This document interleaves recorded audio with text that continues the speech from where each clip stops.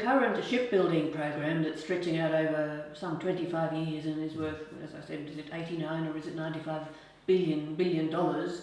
It will be producing submarines in some years' time. They're all still quite a way away. So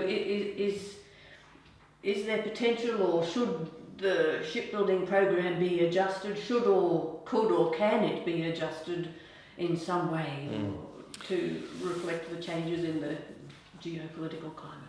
Yeah, that's a really significant question to contemplate. These things can be adjusted to an extent, but there are some things that take the time they take. Short of, and even throwing more money at them more quickly isn't necessarily going to make them go any faster, and the risks increase that you'll make mistakes along the way that will become expensive to fix later on, and we have experience of that. So the first of the new submarines is due in 2035 by current defence pronouncements, and I think that we can have a degree of confidence that the unstated subtext is if everything goes okay. And with a new design, which is what our future submarine is, it's a completely new design. I think history shows us that we should not have confidence that everything will go well. Similarly, the case is with the frigates, that's a new design. It doesn't exist. We've taken a design that the Royal Navy has had for itself and changed substantially that design with our own choices of equipment, and that's a big change. So the risks are therefore ratcheted up as a consequence of that.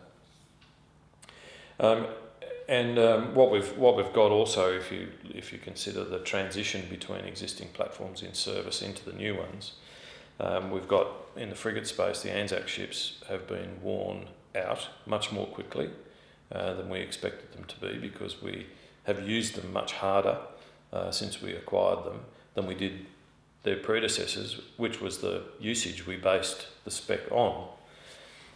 Similarly, the submarine program is arguably very late starting, and so we have now the inescapable requirement to extend the lives of our existing 6 submarines, without which we cannot generate submariners. And you can have as many submarines as you like. If you haven't got any submariners, you don't have a capability. And so generating submariners requires the ability to put submarines to sea, to train them. And not just classroom training for those people who've never been in a submarine or even been to sea, but also for those people who are developing their transition from being the second in command of the submarine to being the submarine captain, or the deputy engineer, or a trainee engineer to being the engineer in the submarine, and variously. So it's not just about schoolroom, it's about experience growth. Experience comes with experience, time at sea in submarines.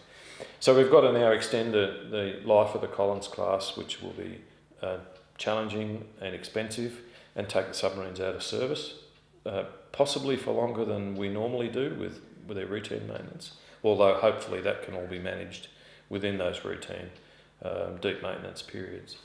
But we do have to extend their lives by something like 50% of the original design life. That is not a trivial undertaking.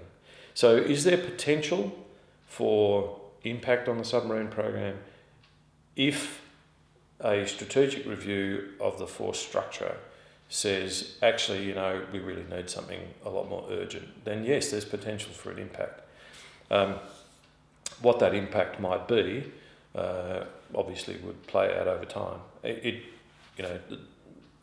Just as there is no planet B, so there probably is a plan B for submarines. But we need to think about it, because you can't just turn these things on and off at will. It does take time to build up. We will have a similar challenge with the frigate program. If, of course, we look at the strategic circumstances and say, well, actually what we need is a whole lot more, a whole lot sooner, then the options that exist are limited, and the implications for industry will be more significant if that's the case. That would entail a significant change of direction